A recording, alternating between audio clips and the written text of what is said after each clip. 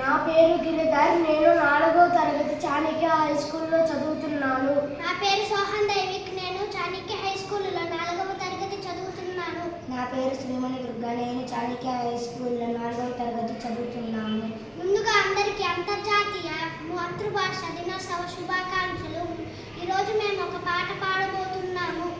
ఎంత చక్కనిదో ఈ తెలుగు భాష, ఎంత మధుర